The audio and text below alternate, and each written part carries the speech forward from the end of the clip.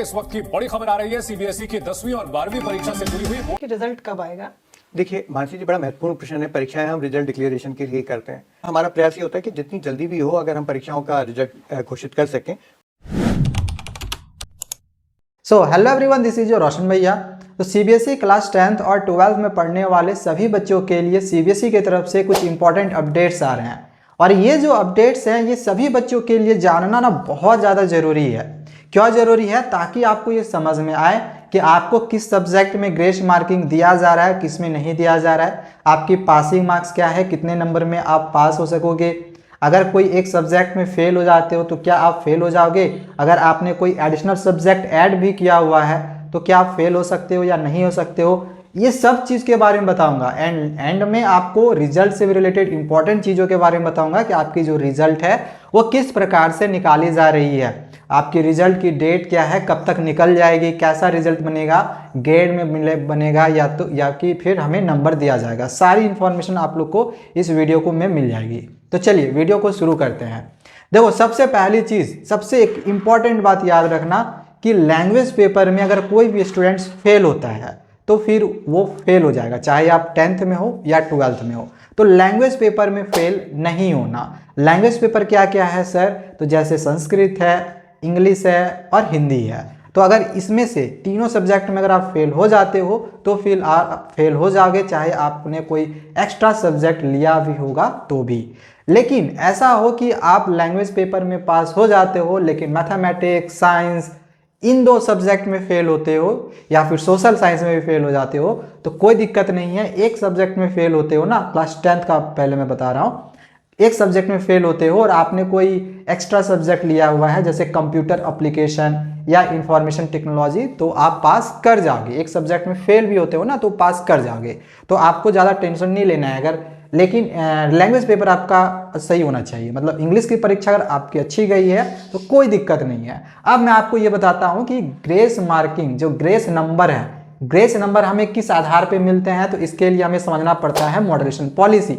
अब ये sir moderation policy क्या है? तो ये है मॉडरेशन पॉलिसी, एंड इसके बारे में हमने इस वीडियो में ऑलरेडी एक्सप्लेन किया हुआ है। देखना होगा पूरा मॉडरेशन पॉलिसी, तो इस वीडियो को जाके देखो, आपको अच्छे से मॉडरेशन पॉलिसी समझ में आएगा। मॉडरेशन पॉलिसी समझोगे, आपको ये समझ में आएगा कि ग्रेस मार्किंग हमें किस आधार पर मिलता है। अब मैं आपको बता रहा हूँ कि आपको जो साइंस है ना, साइंस में कुछ नंबर फ्री में दिए जाएंगे। अब साइंस में कुछ नंबर फ्री में क्यों दिए जाएंगे? क्योंकि साइंस में देखा गया कि एकाध सेट में जो क्वेश्चन का लेवल रहा वो हाई रहा। तो पहला चीज़ ये कि एकाध सेट में, मतलब कोई एकाध सेट था, देखो रीजन्स वाइज भी जो सेट थे वो डिफरेंट डिफरेंट थे। अब जैसे एग्जांपल बता रहा हूँ, जैसे दिल्ली रीजन का क्वेश्चन डिफरेंट और इधर झारखंड बिहार रीजन का जो ये जो क्वेश्चन का जो पैटर्न है वो अलग, मतलब कि क्वेश्चन ही अलग है। समझ रहे हो? मतलब अलग अलग स्टेट में क्वेश्चन के जो सेट 1 2 3 है वो तो ठीक है, वो तो अलग अलग है ही है, लेकिन साथ ही साथ टोटली जो क्वेश्चन पेपर सीरीज जो होता है वो टोटली चेंज हो जाता है। डिफरेंट ही क्वेश्चन जो है वो अलग अलग रीजन में, अलग अलग राज्य में जो है वो पूछा गया है। तो जिस भी रीजन का जो सेट है वो थोड़ा सा हाई लेवल का पूछा गया है तो उनकी कॉपी की चेकिंग इजी होगी। एंड कुछ रीजन्स में देखा गया है कि साइंस का पेपर का जो लेवल है वो हाई दिया गया है। एंड एक इम्पॉर्टेंट बात कि कुछ क्वेश्चन पेपर में क्वेश्चंस जो है वो मिस्टेक भी पाए गए हैं, तो उन क्वेश्चंस पे आपको फ्री में नंबर दिया जाएगा। तो आप ये मान के चलो कि साइंस में आपका 2 से 4 नंबर जो है वो हर एक स्टूडेंट्स को ग्रेस मार्किंग मिलने वाला है, चाहे आप किसी भी रीजन से हो, आप किसी भी स्टेट से होंगे, सभी स्टेट वालों को 3 से 4 नंबर आपको सीबीएसई साइंस में ग्रेस मार्किंग दे ही देगी। एंड पासिंग मार्क्स क्या है? तो मिनिमम 15 मार्क्स भी आप 10th वाले लाते हो तो आप पास कर जाओगे, आपको ज़्यादा दिक्कत नहीं होगी। ठीक है, तो साइंस के लिए ज़्यादा दिक्कत टेंशन मत लेना। अगर किसी का एग्जामिनेशन खराब भी किया है ना तो ज़्यादा टेंशन मत लेना, आपको ग्रेस मार्किंग दिया जाएगा अगर आपकी क्वेश्चन पेपर की लेवल हाई है तो। और नहीं भी हाई है तो क्वेश्चन मिस्टेक है भाई, कुछ क्वेश्चन मिस्टेक्स है सारे स्टेट्स में और सारे राज्यों में, तो वहाँ पे आपको नंबर मिलना ही मिलना है। अब चलो आगे, अब मैं आपको रिजल्ट से रिलेटेड जो हमें सीबीएसई की तरफ से ऑफिशियल न्यूज़ मिला है इसके बारे में आप लोगों को बताता हूँ। देखो इस वीडियो को देखो। लगभग 50 दिन के करीब परीक्षाएं खत्म होने के बाद लगते हैं हमको रिजल्ट तैयार करने में और घोषित करने में। इस वीडियो को देखने के बाद आपको यहाँ पे ये चीज़ समझ में आ गया होगा कि जो परीक्षा के एग्ज़ाम कंट्रोलर डॉक्टर संयम भारद्वाज हैं, इन्होंने खुद क्या ऑफिशियली बोला हुआ है कि रिजल्ट को तैयार करने में हमें 50 दिन का समय लगता है। एंड क्लास 10th के एग्जामिनेशंस तो 13 मार्च को ही ख़त्म हो जा रहा है। तो ऐसा नहीं कि 13 मार्च को क्लास 10th के एग्जामिनेशंस खत्म हुए तो 50 डेज के बाद आपके रिजल्ट निकाल दी जाएगी, नहीं, आपके कॉपियों की चेकिंग पूरी हो जाएगी। ध्यान से समझना इस चीज़ को, ये एक इंपॉर्टेंट लाइन अभी मैं आप लोगों को बताने जा रहा हूँ कि क्लास 10th वालों को 13 मार्च को एग्जामिनेशंस खत्म हो गया, फिनिश, वो आराम से मस्ती करो।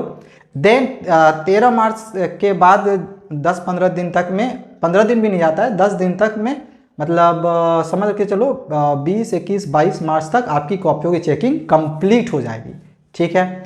देन रिजल्ट बनाने के लिए जैसे बोला हमने कि अभी 50 दिन का समय लगता है, तो ऐसा नहीं कि 50 दिन हुआ और 10th की रिजल्ट निकाल दी गई, नहीं, ऐसा नहीं हुआ। क्यों? क्योंकि क्लास 12th की जो रिजल्ट है ये अप्रैल में ख़त्म होगी।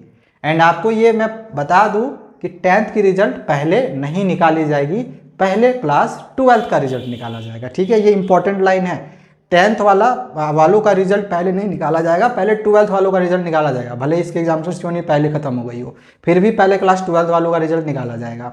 तो 12th वालों का आप इधर 50 दिन देख लो, इधर पूरा अप्रैल खत्म हो जाएगा, तो मतलब मई का पहला वीक में क्लास 10th 12th दोनों की रिजल्ट निकाल दी जाएगी, ठीक है। मे बी कि अप्रैल एंड तक भी पॉसिबल है, लेकिन चांस कम है। तो ये आपकी रिजल्ट की डेट है जो कि ओवरऑल हमने आप लोग को बता दिया, जो कि हमें CBSE ऑफिशियल की तरफ से हमें मिली थी, ठीक है। तो मुझे जितने क्वेश्चंस स्टूडेंट्स की तरफ से मिले हैं, आई थिंक हमने कोशिश की है कि आपके मैं सभी जवाबों को इस वीडियो में बता सकूं।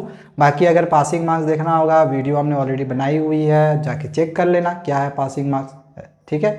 चलो आज के लिए इतना ही, और भी इसी तरह की इंपॉर्टेंट अपडेट्स पाते रहने के लिए चैनल को सब्सक्राइब करके रखे रहना। Thank you, bye bye.